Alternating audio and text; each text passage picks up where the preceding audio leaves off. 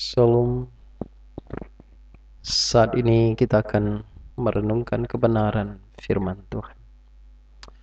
Sebelumnya mari kita datang kepada Tuhan. Tuhan yang baik, Tuhan yang luar biasa, Tuhan yang mengendalikan seluruh alam semesta, dan Tuhan pula yang mengendalikan hidup kami satu persatu tanpa terkecuali. Berkati renungan kami, berkati firman Tuhan hari ini, dalam nama Tuhan Yesus. Haleluya. Amin.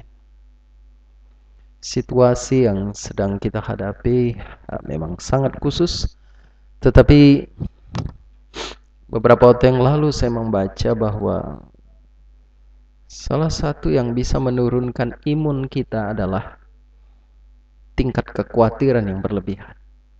Dan itu sebabnya mari kita bukan fokus kepada hal-hal yang bisa menurunkan imun kita, ketakutan, kekhawatiran, dan sebagainya.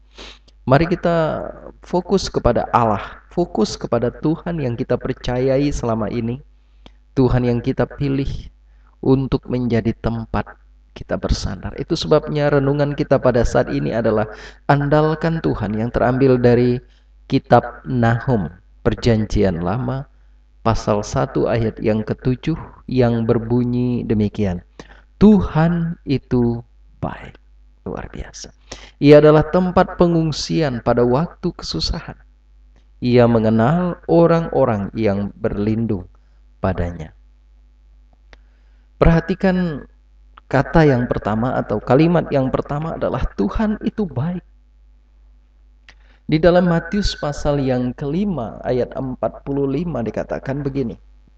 Karena dengan demikianlah kamu menjadi anak-anak Bapamu yang di surga, yang menerbitkan matahari bagi orang yang jahat dan orang yang baik, dan menurunkan hujan bagi orang yang benar dan orang yang tidak benar. Orang baik, orang jahat, orang benar, orang tidak benar, semuanya menikmati hal yang sama. Artinya apa? Bahwa Tuhan itu baik.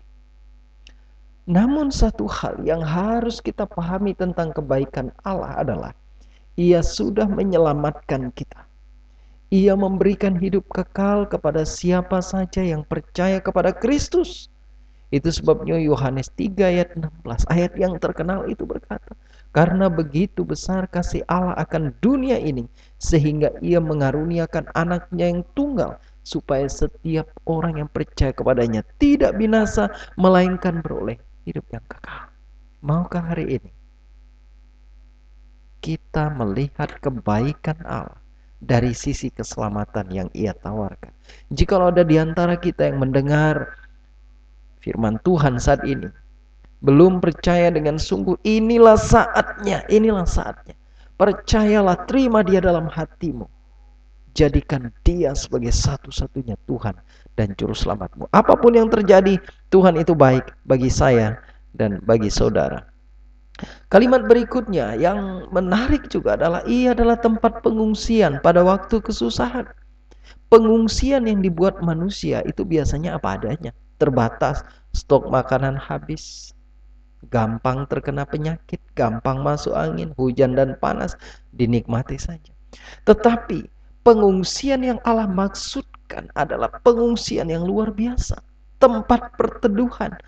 Pengungsian di sini digambarkan sebagai perlindungan dari serangan musuh, digambarkan sebagai batu karang, digambarkan sebagai benteng, bahkan digambarkan sebagai pelabuhan, tempat kapal bersandar dengan aman. Bayangkan itu. Allah ingin mengatakan bahwa Dia adalah tempat yang paling aman. Bukan hanya di dunia, bahkan sampai kepada kekekalan. Allah menjamin hidup kita.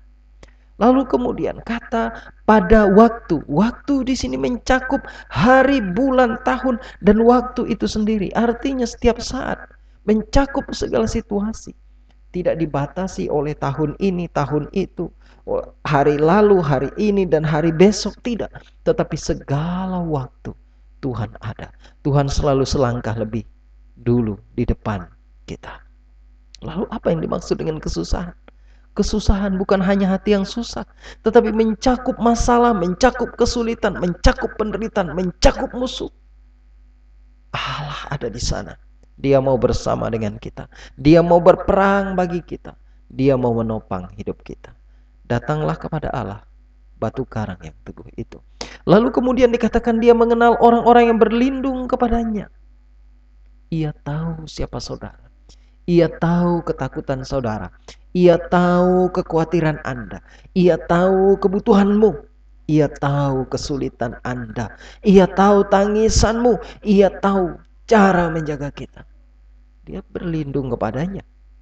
Berlindunglah kepadanya, bukan kepada yang lain. Jangan berlindung kepada yang lain.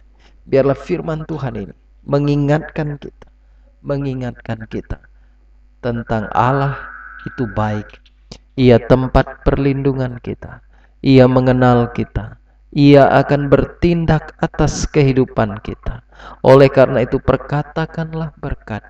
Perkatakan perlindungan Tuhan. Perkatakan kebaikan Tuhan. Mari kita berdoa dalam nama Yesus. Kami mengucap syukur. Dalam nama Yesus, firman ini akan mempengaruhi hati, jiwa, dan pikiran kami, sehingga kami semakin kuat di dalam Engkau. Dalam nama Tuhan Yesus, meteraikan firman-Mu. Berkati semua orang yang mendengar hari ini. Haleluya. Amin.